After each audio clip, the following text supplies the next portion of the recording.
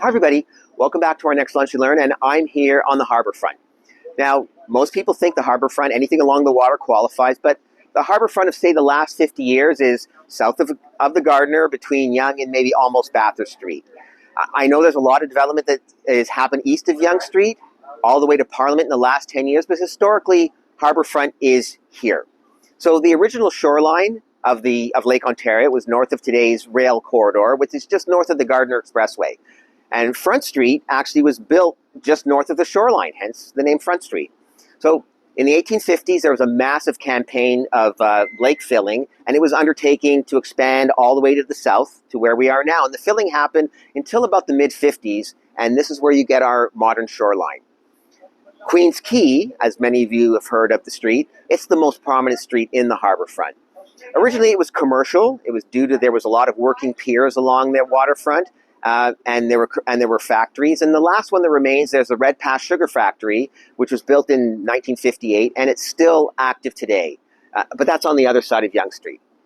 So between the 70s and the 90s, there was about 10 condos along Queen's Quay, along the Harbourfront. And right now, really, I'm just sort of thinking in my head, there's got to be at least 40 buildings, maybe even a little bit more right now, that have sprung up since then in the 2000s. So there's some significant buildings, and I'm going to concentrate, I'll call it the Old Guard. And we're going to film in front of those, and let's see what we got. Okay, our first iconic building. This here is the Queen's Quay Terminal. It was built as a marine terminal in 1927, and in the mid-80s, there was a development company that many of you have heard of. It's called Olympia in York. They redeveloped this. So they made the lower portion commercial and retail, and the upper 4 stories are the Queen's Quay Terminal condos. We're standing in the area where we are now. This was sort of like a cold storage building. They've demolished it. They've made it Canada Square. And behind is what they call the power plant. And this is really the heart of the Harbourfront area. There are theaters, galleries, and restaurants. Okay, let's go see a couple of other buildings too.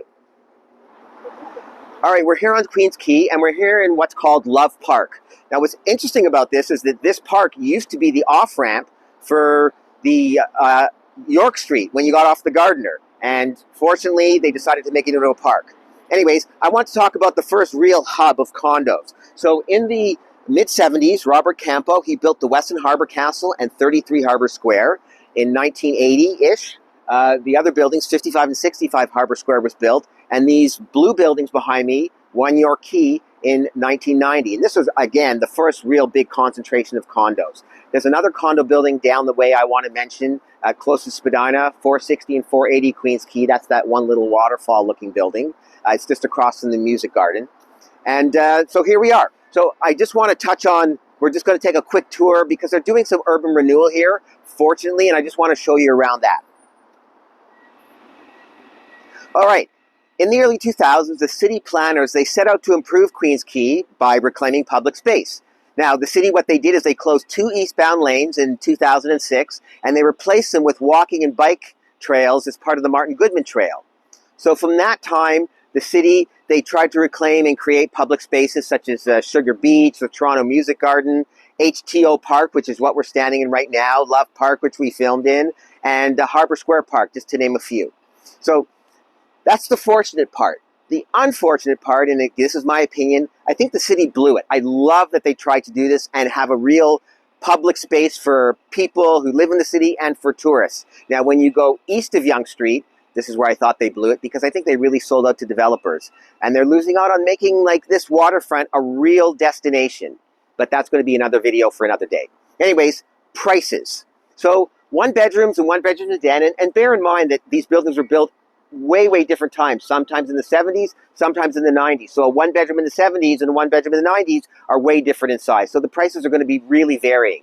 So really 1 bedrooms or 1 in dens, they go basically from like the 600s to about the 800s. The 2 bedrooms, and again, it depends on what building you're in. You can find some buildings, these buildings behind me, the tall brown buildings, those are the older ones. You can get a 2 bedroom in there for around mid-6s. But generally, you're talking for the smaller 2 bedrooms around 800 to $1 million.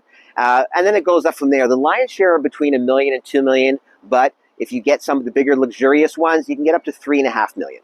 Anyways, this ends our video. Normally we go and eat. We're not going to, because really Queens Quay is not a place to dine. It's, you know, it's a touristy place. It's got a lot of fast food places, and we're not going to do that. All right, I love doing these videos. Like, share, and we'll talk soon.